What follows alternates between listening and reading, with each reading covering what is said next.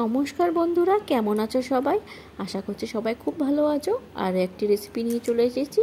আমার খাই খাই পাই চ্যানেলে সবাইকে স্বাগত জানাই। আজকে আমি সয়াবিন কাবাব বানাবো। এটা একটা ভেজ রেসিপি। যেসব স্কুলে ননভেজ অ্যালাউ নেই, বাচ্চাদেরকে বানিয়ে দিতে পারবে। বা অনেক বাচ্চারা সয়াবিনটা পছন্দ করে না, তাদেরকে এটা বানিয়ে খাওয়াবে। ওরা খেয়ে বুঝতেই পারবে না এটা সয়াবিনের তৈরি। খুব ভালো, ওরা বেশি বেশি করে খেয়ে নেবে। তো প্রথমে আমি সয়া চাংসগুলোকে গরম জলে আধ ঘন্টা ভিজিয়ে রেখে দিয়েছিলাম। তারপরে যখন ফুলে উঠেছে, তারপরে আমি জলটা ছেঁকে নিয়ে ওটা আমি মিক্সারে গ্রাইন্ড করে নিয়েছি। তার সাথে আমি দিয়েছি দুটো কাঁচা লঙ্কা, এক টুকরো 1 ইঞ্চির মতন আদা, 2-3টে রসুনের কোয়া, আর একটু ধনে পাতা দিয়ে দিয়েছি। আর দিয়েছি অল্প একটু সুইট কর্ন দিয়ে খুব ভালো মতন পেস্ট করে নিয়েছি। তারপরে পেস্টের সাথে আমি স্বাদ অনুযায়ী লবণ দিলাম, আর দিলাম 1 টেবিল চামচ জিরের গুঁড়ো, ধনের গুঁড়ো আর কাশ্মীরি রেড চিলি পাউডার।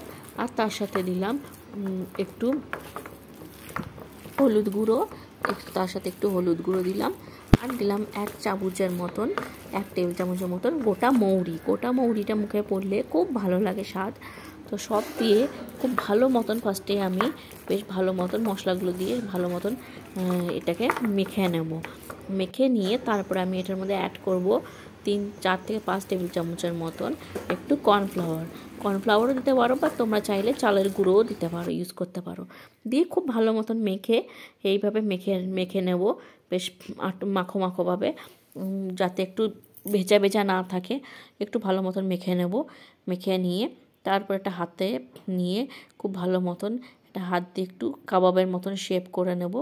একটু হাত দিয়ে এরকম চেপে চেপে, দুটো আঙুল দিয়ে চেপে চেপে করলেই কাবাবের শেপ চলে আসবে। যেরকমভাবে আমরা শিক কাবাব করি না, সেরকম শেপটা চলে আসবে।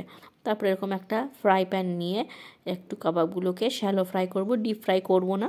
তো সব কাবাবগুলোকে দিয়ে দেবো। দিয়ে নিয়ে কাবাবগুলো ভালো মতো শ্যালো ফ্রাই করে নিয়ে একটা পিঠ যখন হয়ে যাবে, তখন আমরা আস্তে করে সাবধানে অন্য পিঠটা আমরা উল্টে দেবো। একটু সাবধানে করতে হবে, কারণ কি, যেহেতু সয়াবিনটা একটু নরম থাকে, তো একটু সাবধানে এটাকে আমাদেরকে উল্টাতে হবে, যাতে দেখো ভেঙে না যায়। তো এইভাবে আমরা একটা একটা করে সয়াবিন এই পাশ ওই পাশ উল্টে উল্টে দিলেই দেখবে মোটামুটি লালচে কালার ধরবে। আস্তে আস্তে সয়াবিনটা হবে। মিডিয়াম আঁচে একটু ভেজে নিতে হবে, বেশি হাই ফ্লেম করলে চলবে না। তা সয়াবিনটা ভিতর যে মশলাগুলো আছে সেগুলো কুক হবে না, কারণ আমরা কাঁচা মশলা যেহেতু এর মধ্যে ইউজ করেছি কিছু কিছু, যেমন আদা রসুনটা কাঁচা ছিল, সেই জন্য একটু হালকা একটু মিডিয়াম ফ্লেমে এইভাবে সময় ধরে কাবাবগুলো একটু ভেজে নিতে হবে। অনেক বাচ্চারাই আছে যে সয়াবিন পছন্দ করে না, বা অনেকেই আছে যারা স্কুলগুলোতে যে নিরামিষ ছাড়া অ্যালাউ করে না, বা অনেকে মাছ মাংস খেতে পারে না। তাদের জন্য বললি, তারা কিন্তু রসুনটা স্কিপ করে বাকিগুলো দিয়ে একদম এই কাবাবটা তৈরি করে নিতে পারো। দেখো আমার কাবাব পুরো রেডি হয়ে গেছে।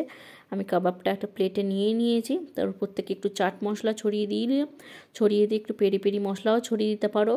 দিয়ে পেঁয়াজ, শসা আর একটু এরকম মেয়োনিজ দিয়ে তোমরা সার্ভ করো। দারুণ লাগবে খেতে। বিকালেও খেতে পারো, চায়ের সাথে জাস্ট জমে যাবে। দারুণ লাগবে খেতে, বাচ্চারাও খাবে।